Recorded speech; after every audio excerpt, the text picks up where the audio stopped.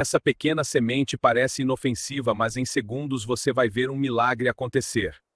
Quando recebe água, ela desperta. A vida começa a se ativar por dentro.